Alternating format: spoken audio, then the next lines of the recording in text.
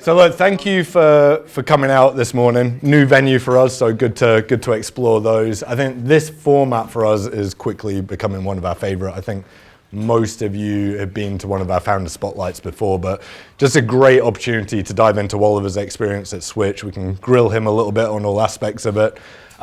So run of the day is we'll have a bit of a fireside chat for sort of half an hour, 45 minutes or so. And then we'll really open up the floor to you to take it in whatever direction you'd like, whether you'd like to dig further into something we've been talking about or be selfish, talk about your own business and ask for advice, whatever it may be. Now is definitely the time. I will say Oliver's a little bit sick, so thank you for... Oh yeah, I'm kind of working it as a low kind of baritone this morning. Yeah. The robot I'm going to turn mode. this video into some ASMR, I think. Yeah. Cool. Oliver, just for those that are less aware, do you want to introduce yourself, Swytch, the scale of the business, give us a bit of an idea? Well, I guess we could start with a show of hands of, has anyone heard of Swytch before?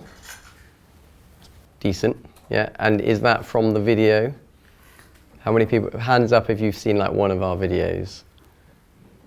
Okay, cool. All right, we need to get the marketing budget up again, yeah. So Swytch is my kind of engineering baby. It's a little invention that I came up with 8 years ago to solve a problem that my online shop had for conversion kits, which was I was selling online just as a bit of a hobby, conversion kits that turn your bike into an e-bike. I had like 100 SKUs and every customer interaction was lengthy and complicated because every bike is different. And I thought, wouldn't it be great if there was one conversion kit that would fit any bike? I never really imagined myself as the kind of entrepreneur that would do a startup, but I couldn't find any pre-existing kit that would fit on any bike. Had a bit of a little brainwave moment, made a prototype, and that was in 2017. And 3 months after coming up with the prototype, we had a successful Indiegogo campaign selling 1,000 units. So those first 3 months were a bit of a kind of crazy period, and I don't think it got any less crazy after that. And then 8 years on, I've now stepped back, handed over to a new CEO who myself and the rest of the investors are very excited to see him grow the business from 10 million, hopefully to 100 million. That's kind of a whistle-stop tour of my journey. Perfect. And part of that self-awareness of you stepping back for this next part of the journey is, I think, something we should dig into today and something that's important as well. Yeah, you know, the end, no, I don't think when you start a company you have any idea of like how it's going, like how your journey with that company is going to end. But I think you always imagine it ends in being a billionaire. You know. Perfect. And in those early days then, what assumptions did you make from, I guess, those first few months that turned out to be completely right and I guess completely wrong? And I'm sure there was plenty of both. So I guess one of the assumptions or instincts I had right at the start of the company that served it quite well was the idea that the marketing and the product development had to go hand in hand.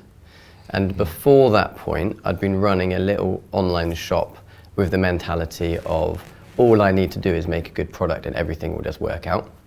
And I bumped into a few different entrepreneurs in my journey, some in China, some in the West, where they'd kind of done the opposite and it really angered me. They were really, really good at marketing, absolutely terrible products. And I met a few of these people and at this point I didn't really have a marketing bone in my body at this point. I was just make the product really good. I actually pitched one of those people and said, hey, we should join forces. You know, no offense, but you're terrible at doing the product. I'm good at doing the product. Can we join? You know, and he, luckily for me, he declined. And I just thought, and at that point he was doing, you know, in 1 month, 10 times more revenue than I was doing in a year, but for a truly awful product. And I just thought, you know, there's something in this marketing business.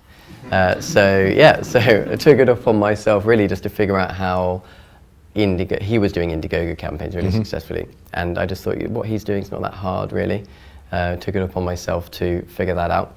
And yeah, I think every time in Swytch's journey where we've had a really good bit of growth or avoided a really terrible kind of crash, doing some quick innovation and combining that with a product launch has kind of been key to our success.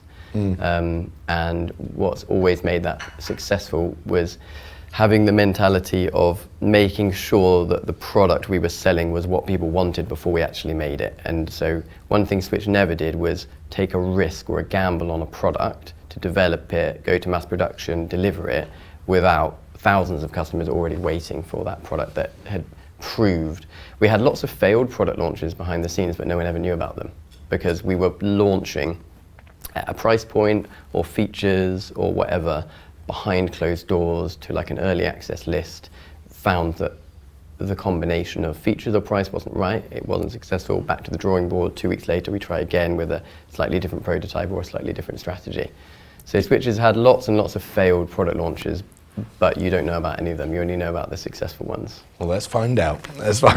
So give me some more detail on that then. So how do people go about that in terms of creating that list that you should share it with for the test run, I suppose? Yeah, so we were mainly only able to do that because we had very successfully built over the first few years an enormous email waiting list for the product. So that's actually standard for any crowdfunding launch. And I mean, any kind of launch in general, it's a good strategy to use to build up interest before you kind of invite people to subscribe or order. So yeah, Swytch still has a mailing list of almost 2 million people. Wow.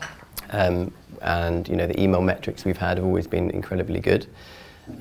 They're one of kind of the principles that I introduced, which is still there today, is we never send an email unless there's something really relevant to say. So I often get asked by people, you know, why doesn't Swytch just send a weekly newsletter? And my answer is, well, week 3 people stop opening it, and you've just burned your entire mailing list by doing that strategy. So yeah, we try to only ever send an email if there's something. It gets harder and harder the more, you know, it has gotten harder and harder to keep up with that. But yeah, going back to your question, with an email list of 2 million people, it's incredibly easy to run a test of 10,000 people on a new product launch. So whenever we did a product launch, we would, you know, have 1 to 2 months of kind of test launches with ever increasing samples of that list, so that by the time we launched the product, I had almost 100% certainty we were going to hit, you know, a certain volume of sales, because we'd already made 100 sales off of 100,000 emails. So we knew we were basically statistically guaranteed to make 2,000 sales. Great. And it always turned out we'd make slightly more than the mass effect of inviting everyone and organic and press and all those other effects always meant we always exceeded our sales target when it came down to it. But yeah, the building of the mailing list was key to being able to do that. Okay, interesting. And I'm keen to dig into fundraising. I'm guessing it's affecting most people here. Who's fundraising at the moment or will be in the next 6 months? And put your hands up if you're hardware fundraising and software. Okay, cool. There you go. So with that strategy then of doing pre-orders, at what point did you decide you had to raise? Because that must have been delayed slightly, I suppose. In an absolute dream scenario, we always would have raised our money 9 months earlier than we ever did, because that's how long it would have taken to turn that money into the actual stock of the product.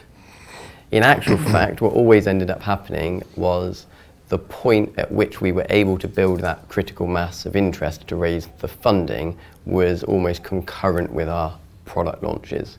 So, you know, the best example, we did kind of 3 main fundraisers, one in 2018, which was, you know, concurrent just a few months after a successful Indiegogo of our latest product.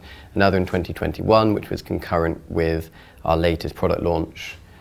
We kind of raised $1 million at the same time as doing $1 million of revenue in 2018. In 2021, we raised $4 million at the same time as doing $4 million in revenue. And then a couple of years later, we raised $1 million at the same time as doing $2 million in revenue. Now, obviously, in an ideal scenario, that funding would have come in 9 months before the revenue, and then we would have run the company entirely differently. So one of the kind of threads throughout the story of Swytch was we never had nearly enough funding as a best estimate, when we at our peak revenue of about 15 million in sales, we needed 8 million just in working capital if we wanted to fulfill those sales with next day, straight next day delivery. And the maximum working capital we ever had was 2 million. And for that reason, we were never quite able, until very recently, to kind of pull back from having the pre-order model and customers waiting for delivery. But yeah, in terms of fundraising, definitely a key element of the success of our fundraising was there's nothing like when investors, I think everyone is going to encounter this in the middle of your fundraise. There's expressions of interest, you get a lead investor, you build your momentum, you're kind of almost closing the round, and then people say, okay, so it's been a month, how are sales going? And if you can say, oh, well, we just did 4 million in sales, then I can tell you from personal experience, you close your round really quickly. But if you can't say that, and and you have to start making up numbers, making up a good kind of framing of the numbers, if you there's always a positive angle on everything if you're growing. But if you can't say, oh yeah, we exceeded our sales target, if you have to say, actually we were ahead on next month's sales target, or whatever it is you're saying to give that update. But if you can just simply say, oh, we're way ahead of our sales target, then that is a really good indicator. And I think most investors look for that when you're in the middle of your fundraise, because that's actually the first point at which they're testing you as a founder, as to when this founder tells me they're going to do X, do they actually do X? And if you've said, oh, we're going to do, and sales is the most obvious one. If you say at the start of your fundraising process, we're going to do this amount of growth or this amount of sales, or we're going to acquire this amount of users, it's very easy a month later for the investor to say, did you do that? And if you haven't, then you start to be on the back foot. 100%. And looking at those, so the 3 raises, what changed raise to raise as the company got bigger? So, almost all of the funding that Swytch raised was essentially angel investment, EIS, UK based. So in a way, nothing really ever changed. The main thing that I wish had changed was that we got a VC investment. This time last year, we literally had a term sheet for 5 million from a VC. Unfortunately, it was almost all about a US expansion business plan.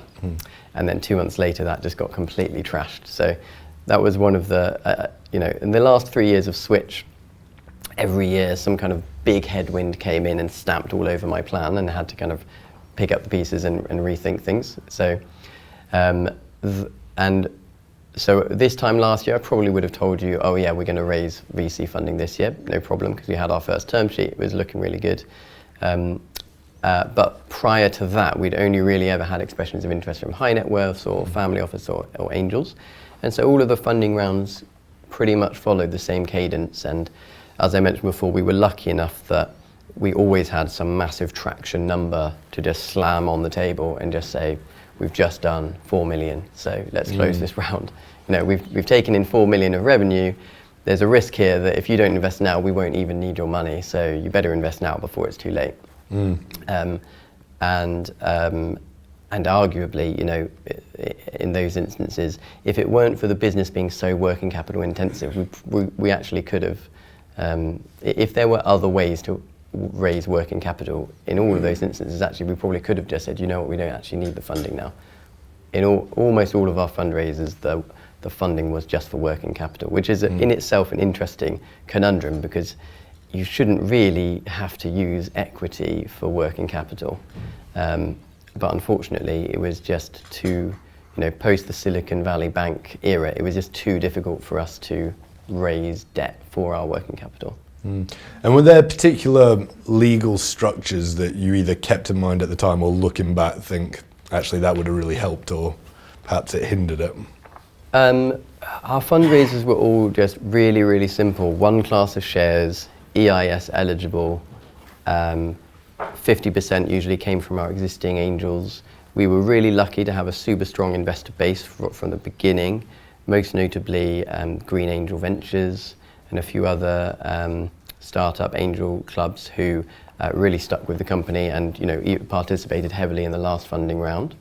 And so every funding round, I don't really have any particular horror stories or clever tricks. It was pretty straightforward. We kept the same, our shareholders agreement almost never changed. We only had one class of share, and we just kept kind of going back for more funding from pretty much the same group. Everything would have changed massively a year ago with the term sheet we had from a VC was about to completely change all of that. So I'm sure I would have had some very interesting stories to tell. But yeah, I think if you're raising money from angel investment in particular, from my personal experience, you don't need to get too fancy, and actually, I think if you overcomplicate it, that can backfire. Makes sense. And looking at each stage, this is not Oliver being a diva, by the way. This is to soothe the cold. This is just keeping the voice engine going. So looking at each stage then, and whether it's around stage of the business or stage of funding, what metrics mattered most to you at each given stage? How did that evolve over time? So the fundraising landscape changed massively a few years ago, and that had a big impact on how we raise funding. And yeah, a really interesting stat is there was something like 5 trillion. I got this from the head of Channel 4 Ventures at another event. And he had a very fascinating statistic, which is in 2021 there was 5 trillion deployed into hardware startups. In 2023 it was 100 million.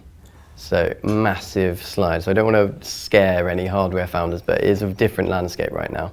So at the point that 5 trillion was going in, we raised 4 million.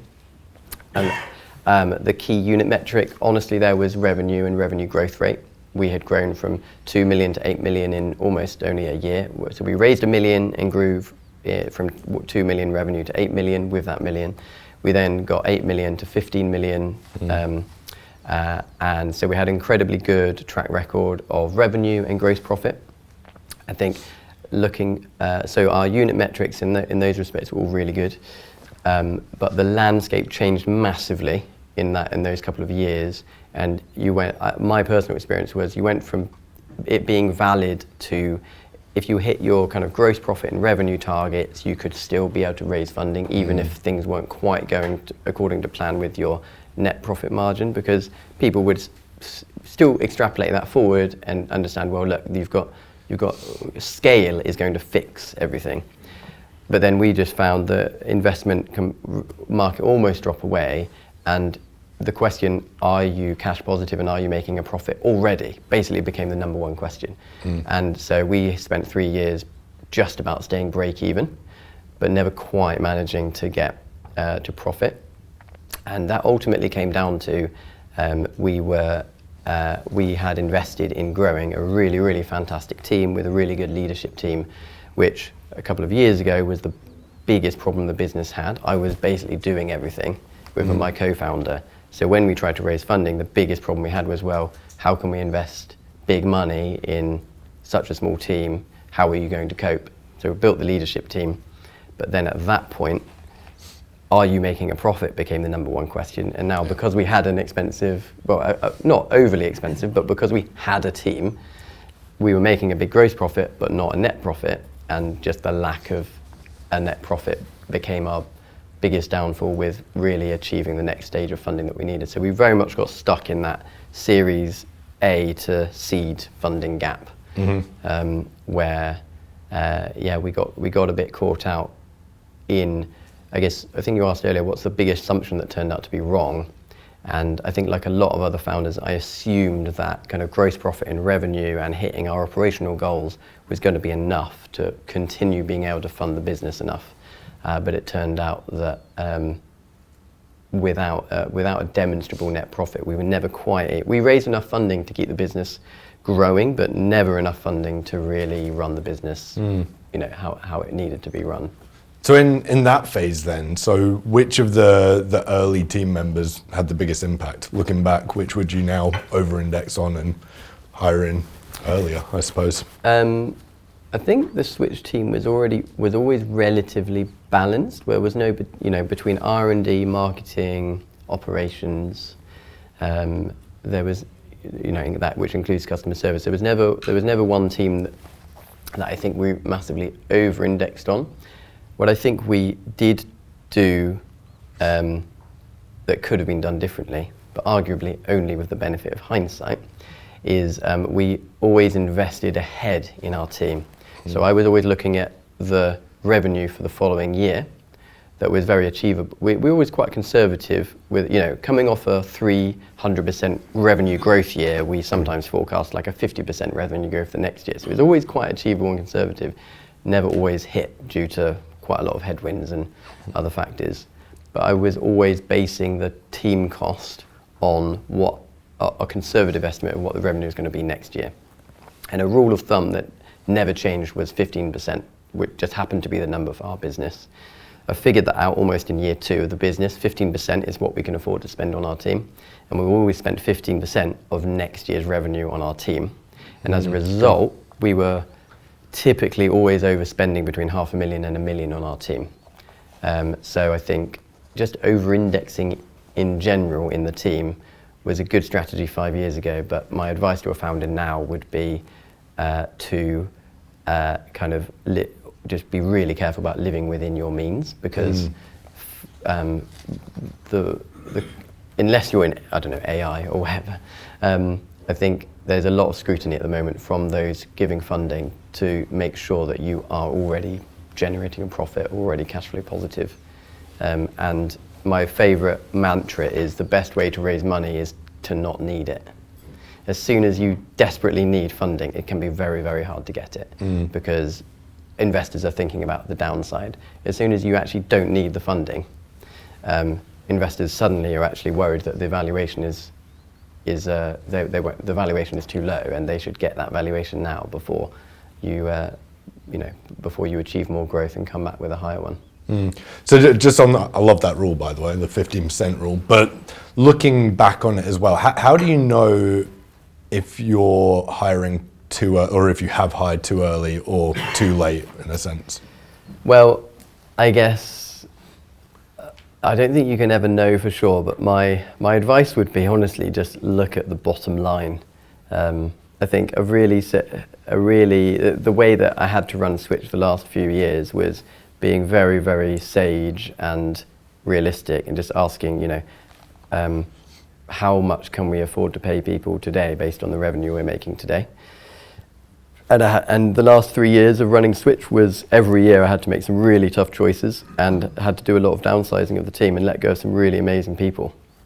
I think that can be the hardest thing. You go to such a lot of effort to hire amazing people, and then realizing you can't afford them anymore is a really tough thing to get your head around emotionally. But I learned to be very good at being clinical about the team decisions. And what was interesting was I expected that the people most loyal to Swytch would take it the hardest when I had to tell them we can't afford this. And all of the conversations were pretty straightforward. It was literally, this role, we hired you when we could afford this role. We can't afford this role anymore. The business just can't afford it because of this, that, and the other. We haven't got enough funding to invest, and our revenue hasn't grown by as much as it could do.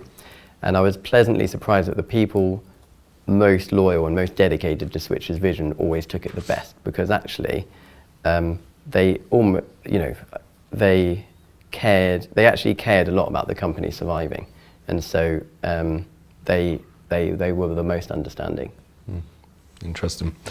So let's go to your marketing, something you're obviously passionate about.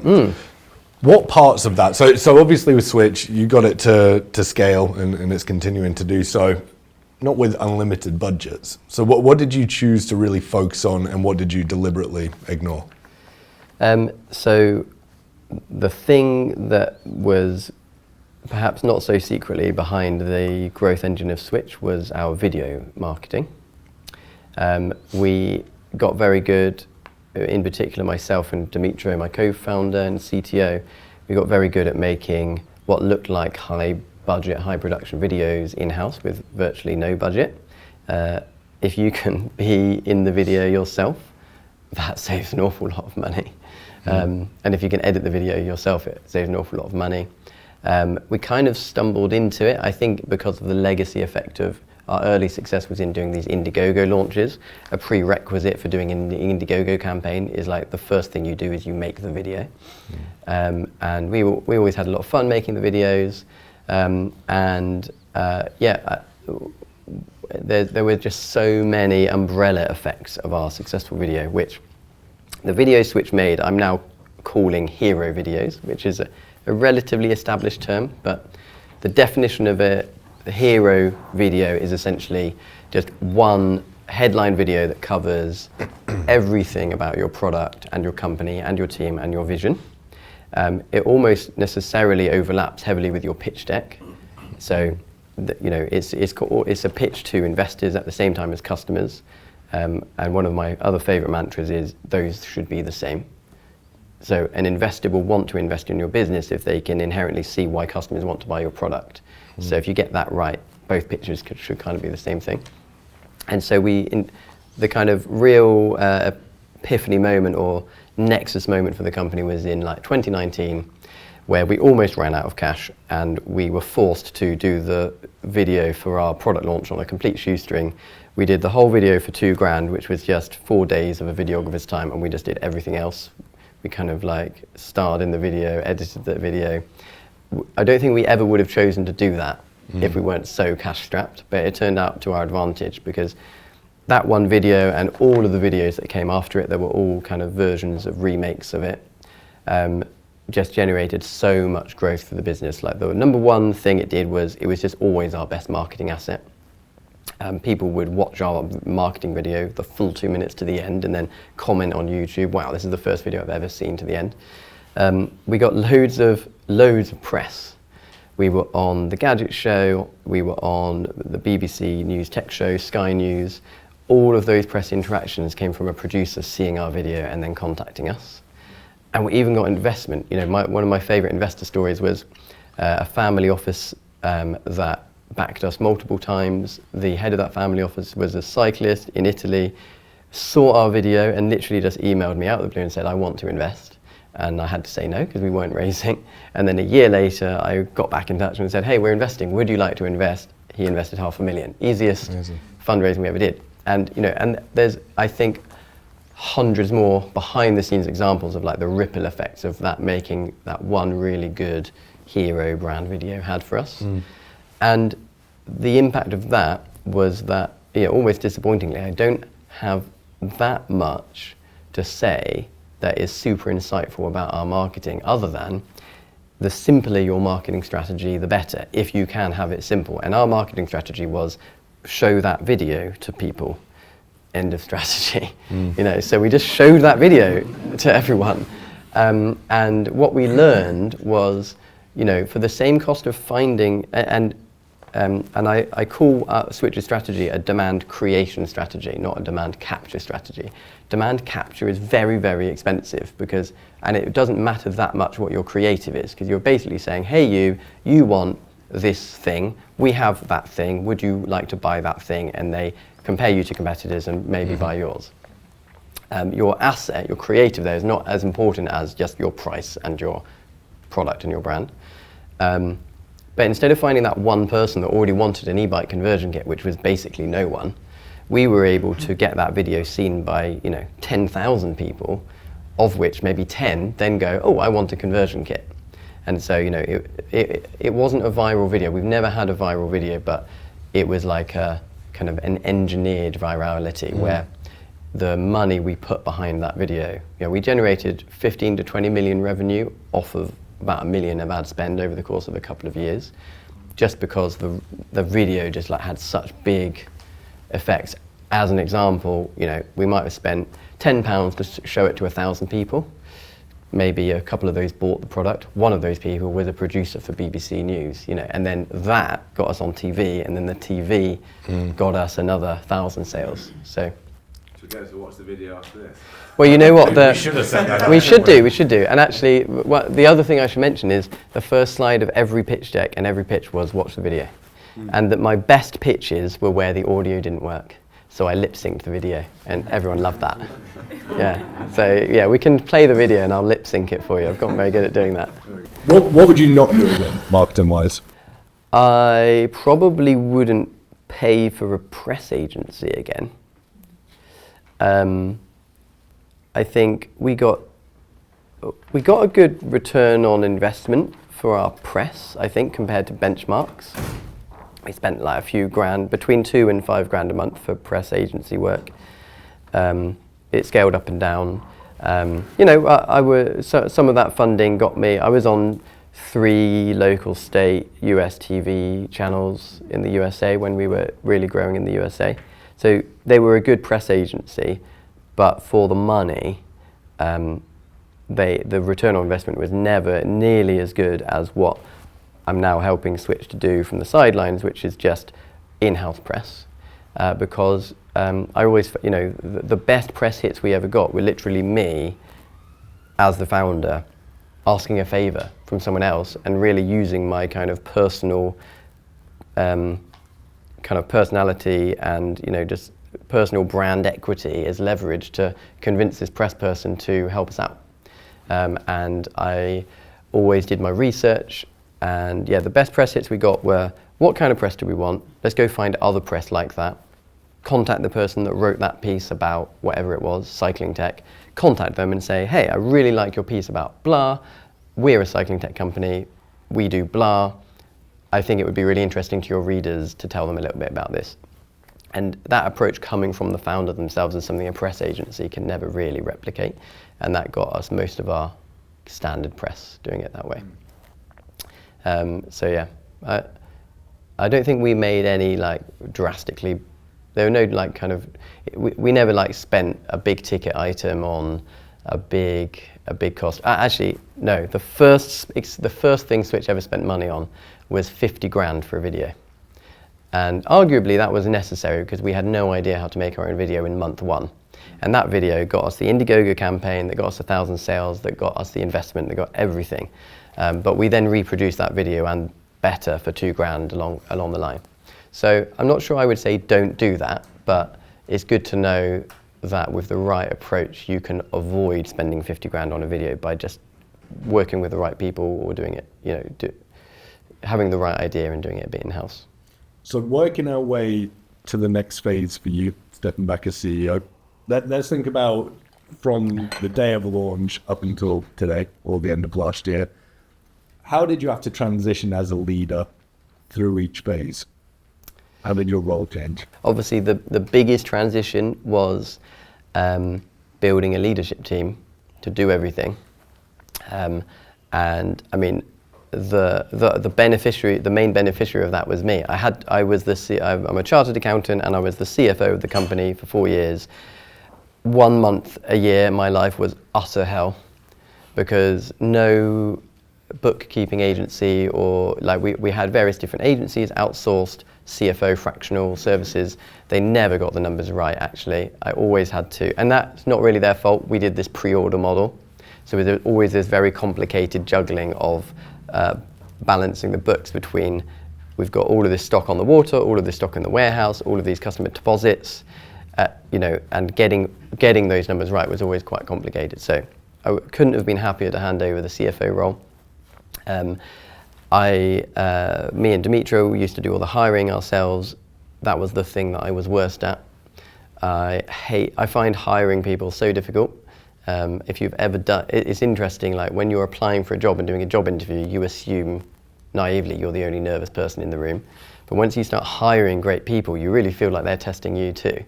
And I often felt very inadequate in just the way I was interviewing and testing people to try and evaluate whether they were the right person. So we hired a chief people officer, which was one of the best decisions we made.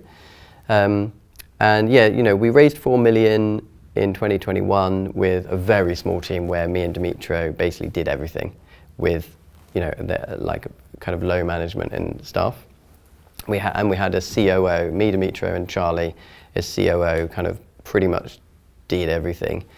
And like I mentioned before, the biggest problem we have with getting serious investment was convincing those investors that there was going to be the survival of the company without us, and that we got to a point where we weren't investable as a few startup guys that just still do everything. So that was the biggest transition, was just really hiring the right people. And yeah, we'll be a really great leadership team. And it was just really unfortunate that we weren't able to keep up the rate of continued funding and growth to then actually afford all of those people. So then a couple of years later, I had to do the really tough job of actually then starting to strip back the team. And the company's kind of come full circle to a point where it is now moving from break even to profitability, but now has that problem again of the team is a little bit light. So it's a really hard thing to juggle. At what point do you invest in the team to make the continuity of the company sustainable? So the next phase, though, so you're stepping back as CEO. What is needed, because there's a lot of self-awareness here, for that next stage of growth that I suppose you think maybe you weren't best fit for and bringing someone else? Well, the ultimately just came down to the investors and the business plan.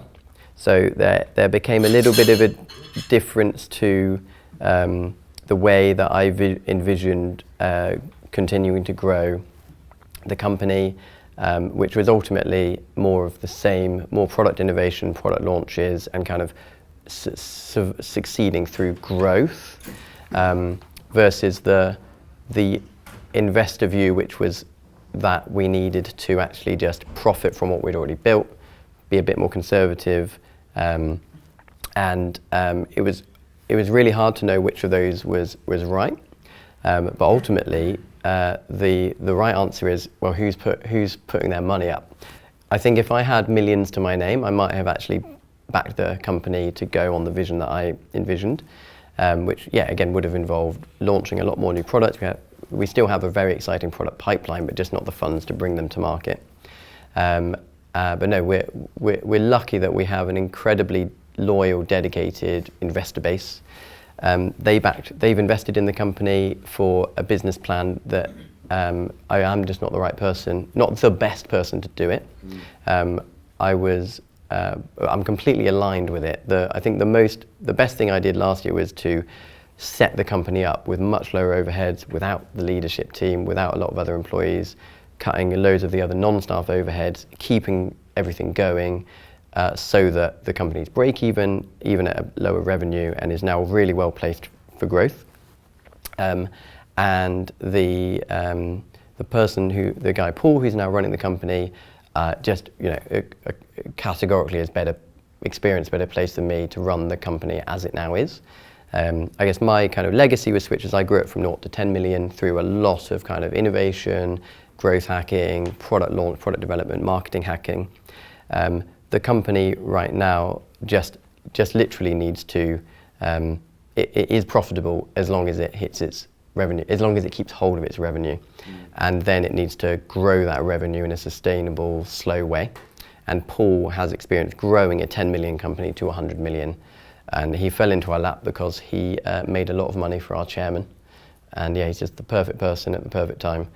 And I'm actually incredibly relieved and grateful that I now have the luxury of kind of stepping back and letting him worry about all of the problems with the next stage of the company from where I've got it to. Well, look, I'd love to open it up to the room, so feel free to hands up and fire away question. My question is about IP, because presumably you're bringing some new technology to market, and so to what degree did you invest in protecting the IP, and what part did that play in terms of investment? They were particularly interested in? Have you ever had to defend it or anything like that? So you could argue that our investment in IP has paid off because we've never had to defend it. We've got one patent granted, one patent pending. We've obviously massively reduced our investment in trying to cover every territory, every angle on the IP now. But you could also argue that we overinvested in IP because ultimately it didn't matter, because there's no company out there that was going to invest the $1 million plus to actually engineer a copy to our product. Loads of companies took the shortcut, which is just buy something off the shelf that is an inferior. So I often use my kind of main slander of our competitors is, oh, that's just another Panda eBikes. Because the company I started before Swytch was called Panda eBikes, and I just imported kits from China, put a label on them, sold them. And almost every Swytch competitor is just, oh, that's just another Panda e-bike. So they've got a motor, they've got a battery, they're off the shelf, they put a brand on, boom, you have a conversion kit.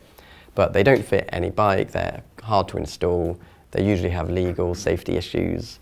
So Swytch still came out on top as like the number one in our category.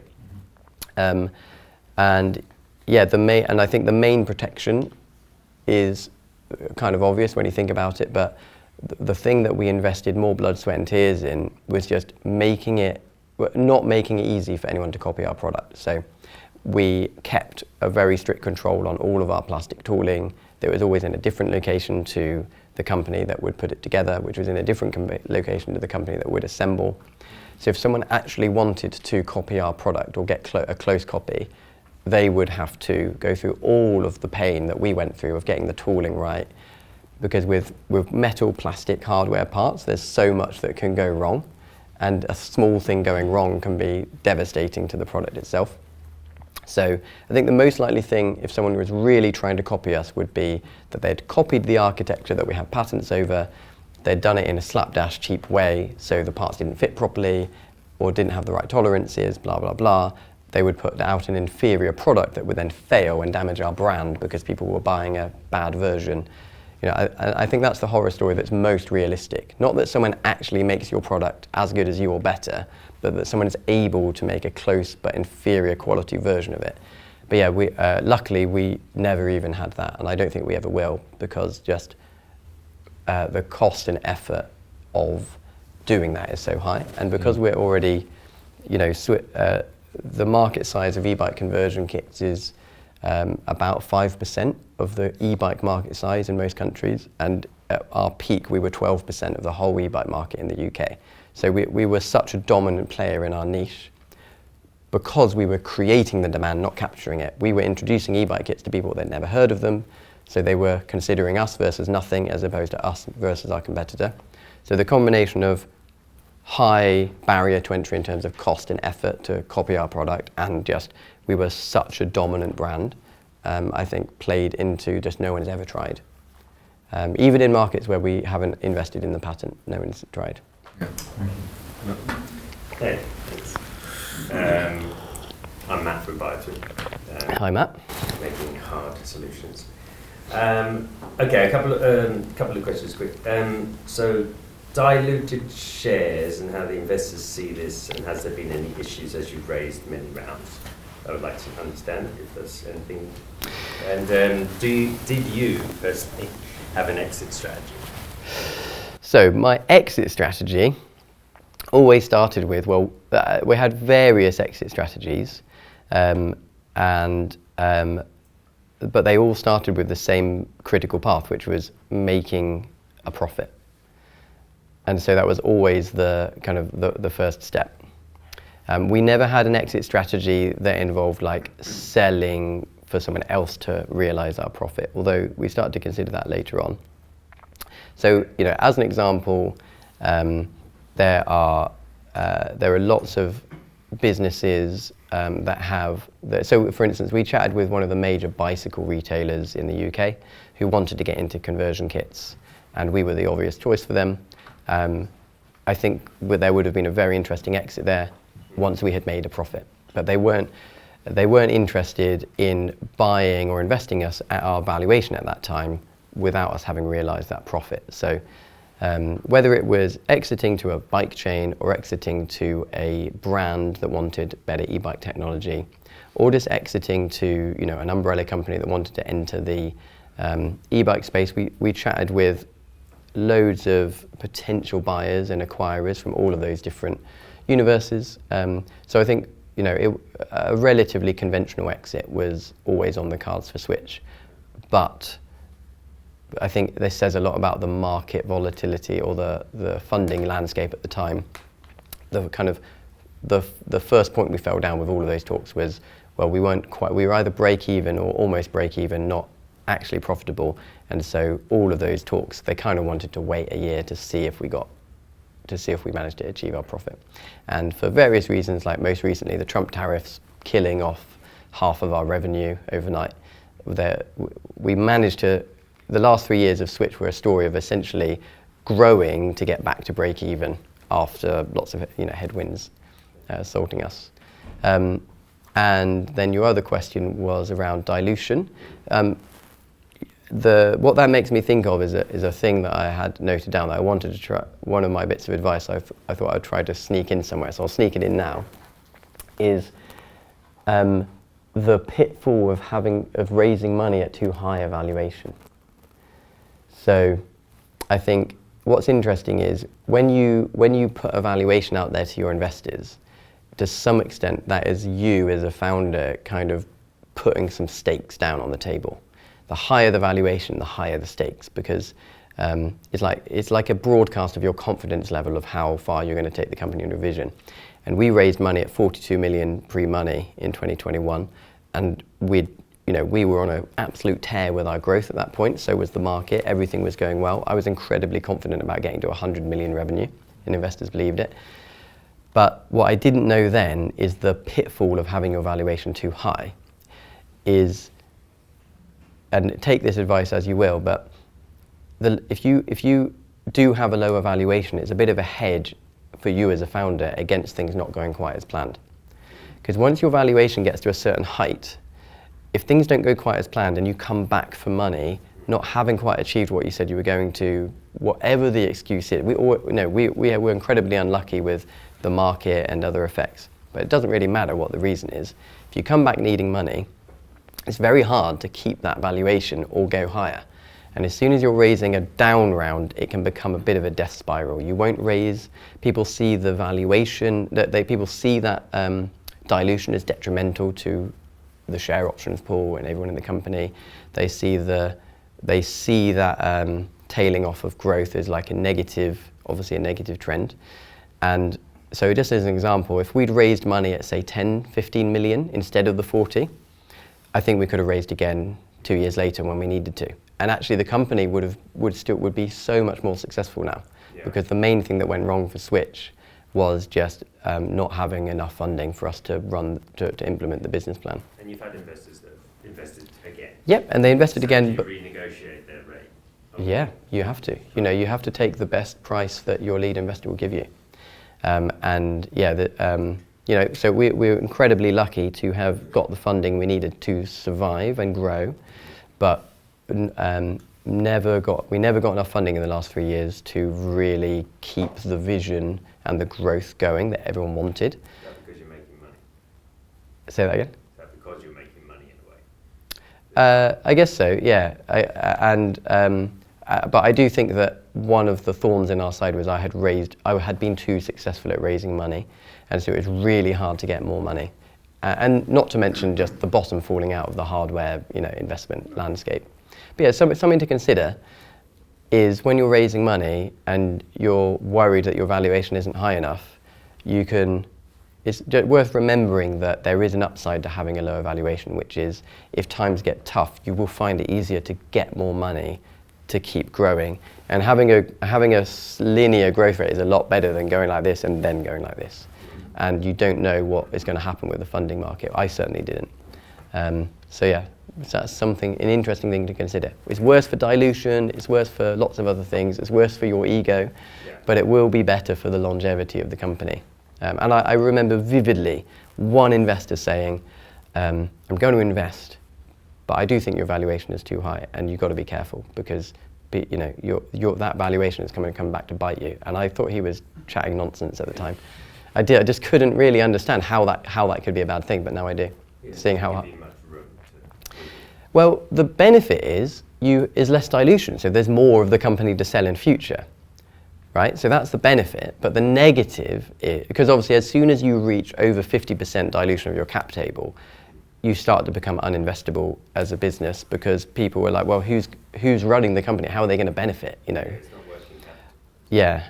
So the valuation isn't the same as what's in the bank. No, absolutely not. No, it's not market cap like publicly traded shares. So yeah, anyway, that's probably my main kind of takeaway that I don't think other people are likely to tell you, which is, you think twice about making your valuation too high.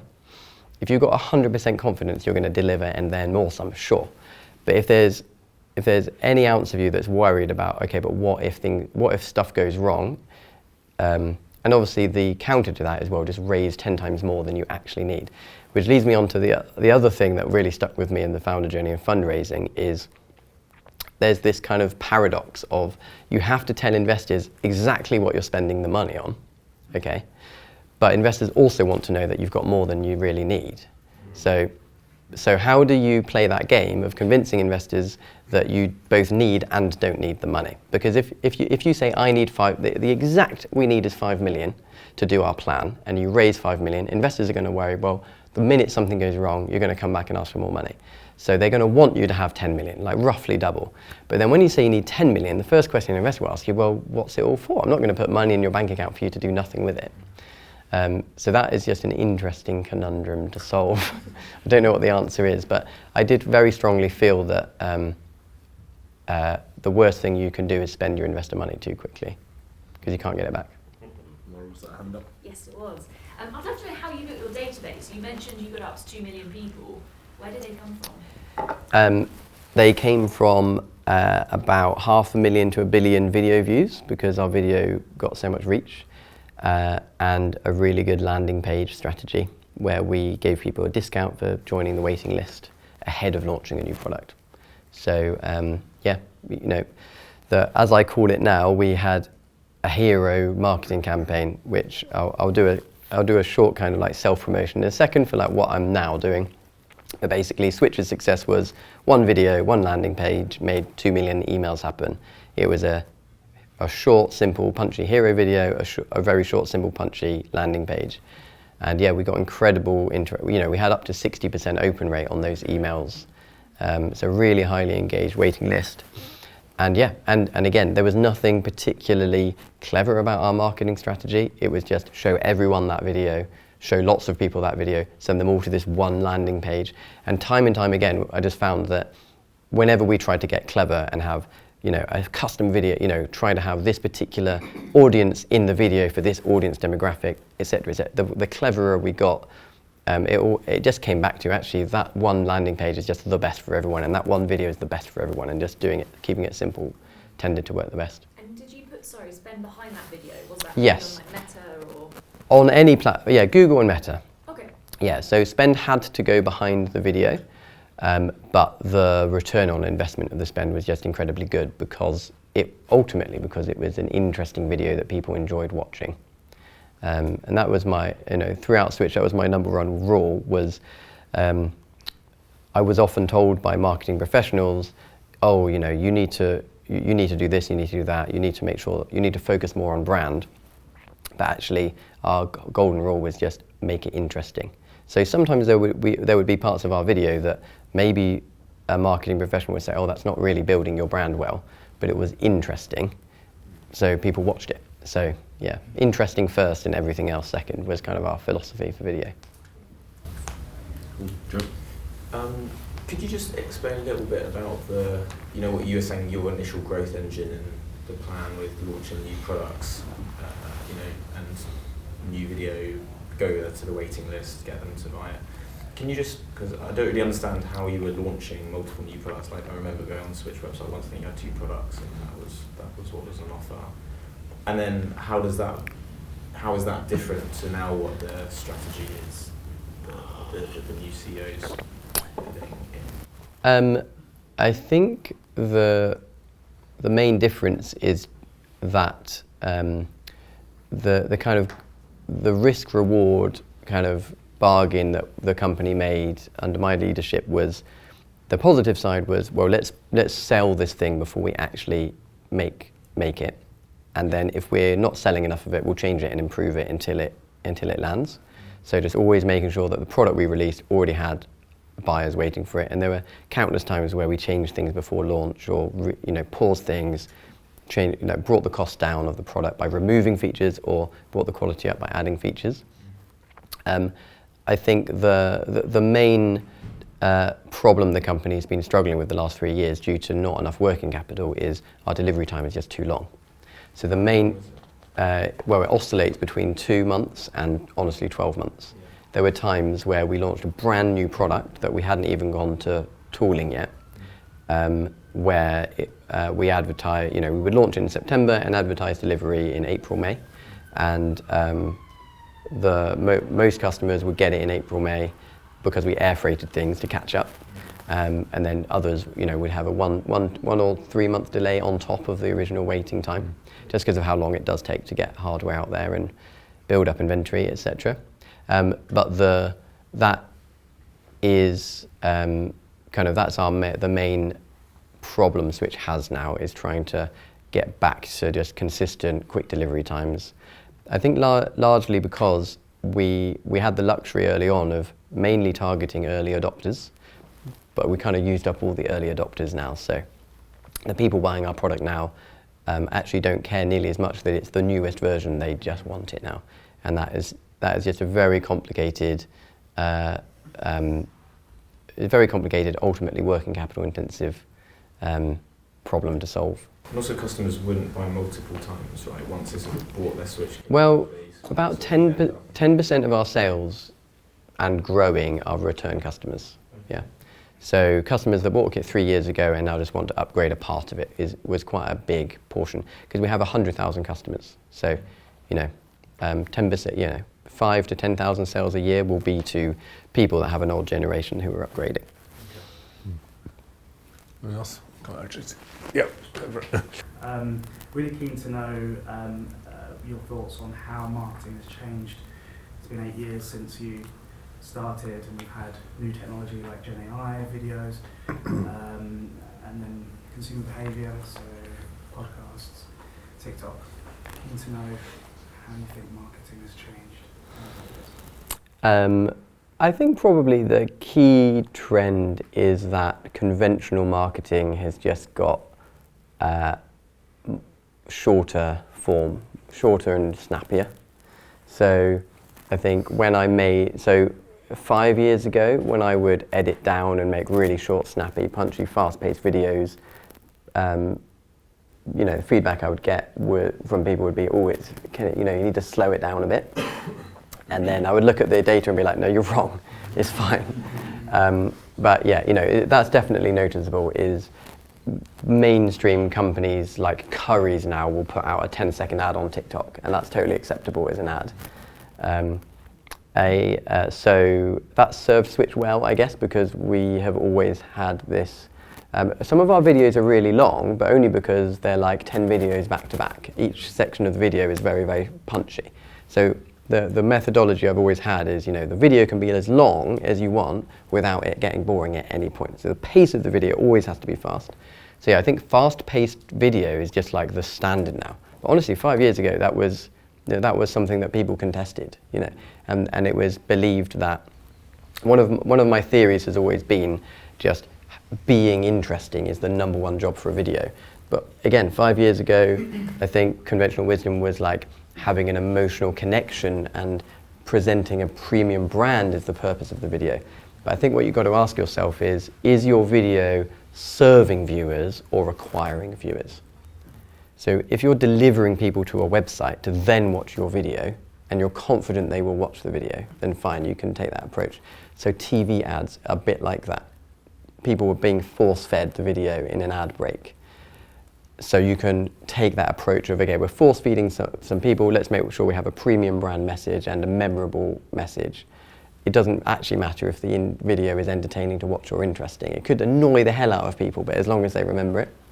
But now most marketing video formats are heavily reliant on the retention curve. And like, just as a rule of thumb, put your head up if you've like looked at the retention curve for one of your company's videos in the last week. No, so if you look at the analytics for any video, whether it's an organic video or an ad video, you'll get a curve of percentage of people still watching the video after a certain number of seconds. And the 3 second mark is key. If you've got anything less than 60% of people still watching it between 3 and 4 seconds, your video is going to be irrelevant. But we had videos with 85% people still watching it 5, 6, 7 seconds in. And that's key, because if you can achieve that, it just multiplies up all of your, and now with all the platforms having algorithmic effects, there's like a further multiplier, which was that a platform will just keep showing your video to more and more people. What's your intuition in terms of how behaviour may then change? Because I could imagine that people might get turned off by that sort of high impact, high energy, start first 3 seconds, and it's like, oh, another one of these, and do you think that Well, I think becomes stale? I think the best example of that is like trending video memes. I've never engaged with that, and because it's just always felt like way too much effort to like find the latest video trend, copy the trend and apply it for your business. It's just a lot of effort to like get that right, and I've always believed in doing a small amount of high impact quality video content rather than lots and lots of low impact content.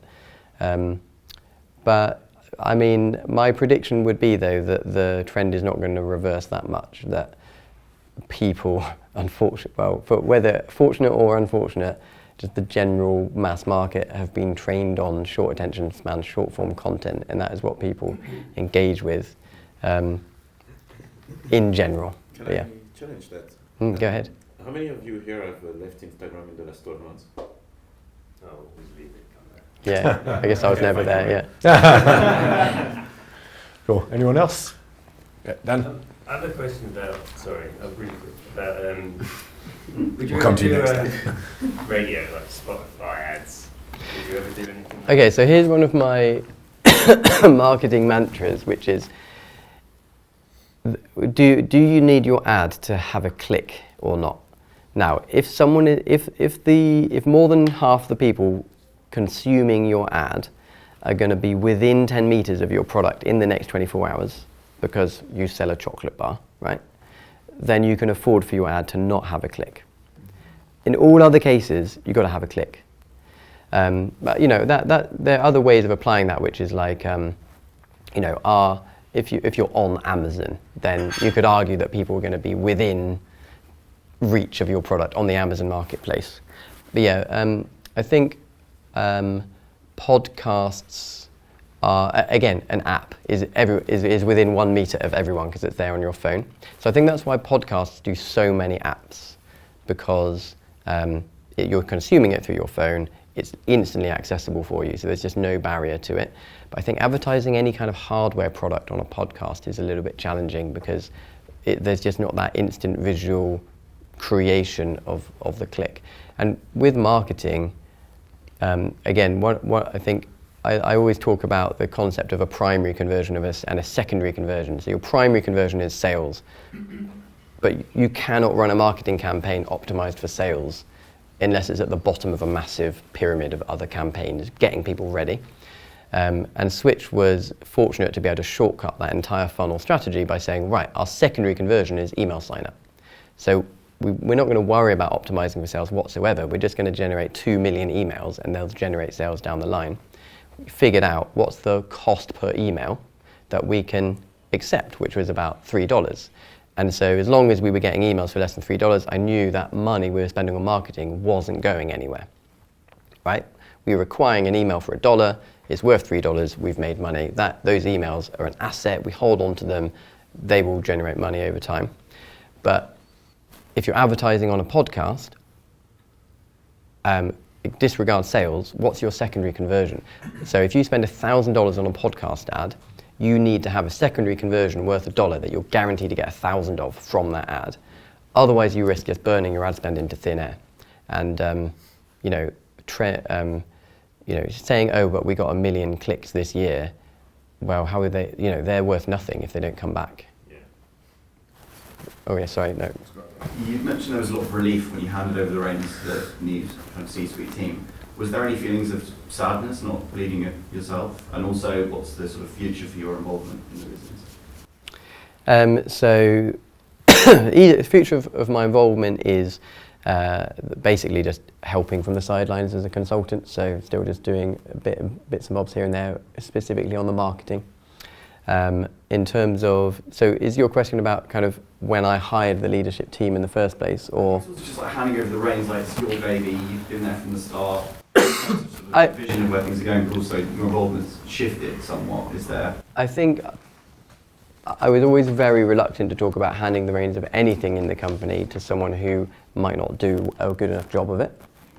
But I was always incredibly happy to hand over to the people that I was able to hand over to. So, you know, our CFO, CMO, CTO, COO, we had brilliant people.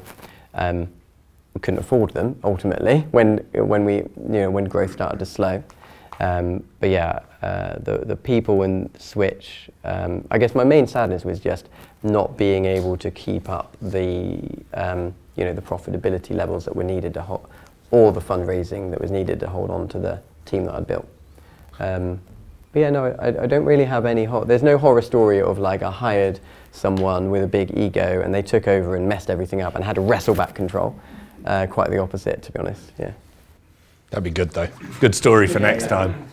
Go ahead, Arthur. Follow on to the team, actually, you touched on it earlier with the senior management hires that you made, not being able to afford them later on in the company's journey, having the funding, to bring them on at that time, and then you hired a chief people officer as well to help with those in that process, those decisions. How much of the offer package was built around options and equity in the company, and how much was upfront salary? So share options was really, really tricky. I had what I think was quite a good share option strategy, which was to be quite generous with share options, but as part of a package where we would pay a little bit below market rate on salaries. Interestingly, though, we did end up overpaying on salaries ultimately for the leadership team. There's kind of like a startup tax on leadership.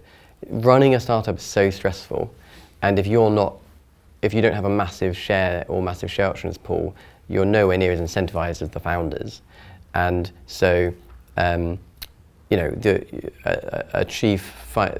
CFO for a startup is always going to cost you a lot more than hiring a CFO for a seasoned business, because it's just so much harder. The business is riskier. There's just so many effects that mean you have to overpay. And also, there's all these other startups with massive budgets that aren't making any money, but just spending loads of money that bring up the cost of all these people. So to get good people is I found really expensive in a startup for all of those reasons. So yeah, we were quite generous with share options to try and rationalize those salary negotiations. So there was a little bit of a trade. That turned out to be a failure because another negative of doing a down round, as soon as we had a down round, it just kind of was a slap in the face for all the people that I'd given these share options packages, because when they asked me how much is this worth, I'd be like, well, right now, nothing, but don't worry, we're going to pull it back, and so share options are really tricky. And I guess if I were to go again, I think my recommended strategy for share options is a little bit similar to what I did, i.e. being quite generous with the share options, because ultimately they're worth nothing until the company succeeds, at which point you're definitely not going to complain about having me too generous with share options. But I think I would not link share options to salary at all. I just say, look, who's the person I need? Pay them what you got to pay them. Oh, it's way more than I can afford. Deal with that, and then say, okay, like, this person is nowhere near motivated as me as the founder with a big share pool. How much can I throw their way? They will almost certainly never value those share options as much as you, because they will just have a different belief of how much the business is worth and how successful and how long they're going to be with the business. But I would just think of it like the number one person you value the most that you don't want to lose, throw them as much as you can justify, because the more you throw them, the more motivated they'll be, and it should be separate to salary. So that's one of the things I think I got wrong, was trying, because I was massively underpaid because I had a massive share, and I was trying to kind of work that out for the other employees. You could also argue that I should have leveraged that even more and avoided having the high salaries that then cost the business too much. So it's tricky. Cool. We are just about out of time, so we can do one more if it's rapid fire. Ben, make it rapid fire. I found so much of that so relatable, from talking about trying to cut down the cost of videos. I was thinking about when we made our crowdfunding video, basically my co-founder was riding around on a fixie with an iPhone and a gimbal, and we did everything ourselves. We couldn't afford to pay out the money. And that kind of whole struggle with trying to manage paying people and people being struggling to find the money to pay the sort of high rates that people are expecting. But I was kind of most interested in what you're doing, what you're planning on doing next, what you're planning on using these skills for, and what could you do for founders of businesses? Yeah. He has It's teed almost you like up you're for a plant. closing. Yeah. He has teed you I'll up for slip you closing. I'll slip you the packet later. Yeah. So actually, as you said, it's the last question. I was thinking, I really need to slip in my self-promotion now. So what I'm doing right now is working with a few different companies, essentially as different flavors of a fractional CMO.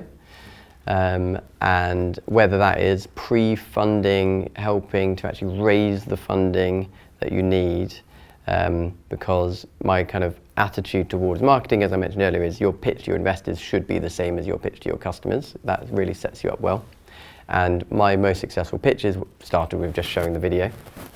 All to one company I'm working with that's already got funding, just doesn't have a marketing team, and kind of there's a bit of a niche where you can't afford a whole marketing team, but you kind of need the whole marketing. Everything needs to be done. It's a common problem. So yeah, I'm kind of a fractional CMO. My new company is called Hero Marketing.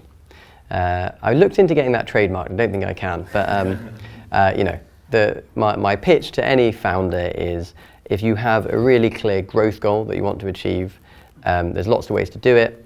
I maybe can help you just as a generalist fractional CMO. I have a big belief that, like with Swytch, every marketing challenge needs to be solved from first principles. There's no kind of textbook where you can just say that will work. But on the other hand, I do have a textbook called the Hero Marketing Textbook in my head, which is, well, before you try all of that, before you try what everyone else is telling you to do, consider just making one really good video. It doesn't have to cost you a lot of money, but it does have to cost you a lot of brain thought. Okay, and one really good landing page. And the thing that most companies get wrong is their video isn't interesting enough and their landing page isn't simple enough. But if you can make everything simple and interesting, that can kind of be the engine for your business. So yeah, contact me directly or James. I'm working with a few very, very exciting, interesting companies, including Anthony right there from Bastion, my first foray into finance and AI. So I'm very happy to help, and very happy to just give you my advice for free if you're willing to listen to me. I usually hate giving people advice, because my experience is sometimes my opinions and approaches are so polar that I give people advice and they just completely ignore it, and I find that so irritating. But when asked for advice, I have lots of advice to give when asked. So yeah, please do reach out. I'm happy to have a chat. Amazing. Well, look, today was incredible. I think we've got so much to take away. So we will include you all on a roundup video, you're in my head, roundup email, so you can continue conversations, take the key learnings. Oliver will be included on that, so feel free to email him. But and how long can we stick around for in the room? We can stick around for, Tash? Okay, well, an hour, 40 minutes. I'm going to stick around. So so yeah, continue chats, but for now, I think let's give Oliver a big round of applause. Thank you, everyone. Thank you. And then next up for us, so it sounds like very relevant for many of those in the room. In February, we have a funding breakfast. So we're going to have 3 or 4 investors in the room. Just a real opportunity to ask the stupid questions that we're all wondering, get the connections from them, get the feedback on what you're working on. So if you are fundraising, let us know if you'd like to come along to that one. And then our next installment of the Founder Spotlight series is with Melissa, who is just an incredible founder. She currently holds the record for the largest seed round raised in the UK by any female, holds a number of patents, and just all round incredible. So I would highly recommend being at that one. But as I say, let's if you have time, stick around, continue to chat. Oliver's going to be here. Plenty more coffees and pastries as well. So. And just a big thanks from me for Natasha and James for organising this event, and the rest of them. I think they're fantastic. Thank you.